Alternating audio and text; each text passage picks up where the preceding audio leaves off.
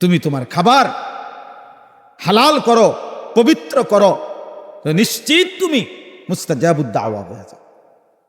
বেহেশতের সুসংবাদ প্রাপ্ত 10 জন সাহাবী আছে একসাথে, নবীজি যাদেরকে এক মজলিসে বেহেশতের সুসংবাদ দিছিলেন।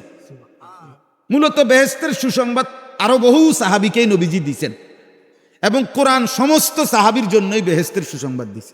ওয়াকুল্লাম ওয়াদাল্লাহুল হুসনা, আল্লাহ বলছে আমি সব সাহাবীর ব্যাপারে আমি আল্লাহ হুসনা, উত্তম ফয়সালা, জান্নাতের ওয়াদা দিলাম। কিন্তু ওই এক মজলিসে, মানে এক বসায় একবারে নবীজি এই 10 জনের নাম বলছিলেন আর কি। এই জন্য ওনাগরে কি কয়, আশারায়ে মুবাশশারা বলে। এর মানে এই না যে সাহাবীদের মধ্যে কেবল এই 10 জন জান্নাতি, এটা না।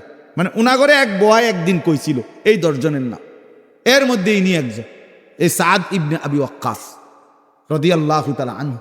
তো তিনি একদিন নবীজিকে বলছেন, ইয়া রাসূলুল্লাহ, আপনি আমার জন্য এমন একটা দোয়া করে দেন যে আমি যাই দোয়া করি আল্লাহ যেন আমারে মুস্তাজাবুদ দাওয়া, আমার দোয়া আল্লাহ সব কবুল করবে, এভাবে যেন আল্লাহ আমারে বানাইয়া দেয়।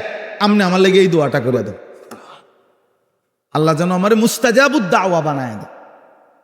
নবী সাল্লাল্লাহু আলাইহি ওয়াসাল্লাম তখন এই আয়াতের তাফসীর ইবনে কাসিরে আছে, নবীজি তখন ওনাকে একটা কথা শুধু বলছে, একটা আমল দিছে, নসিহত করছে, আতিব মাতআমাকা তাকুন মুস্তাজাবাদ দাওয়া।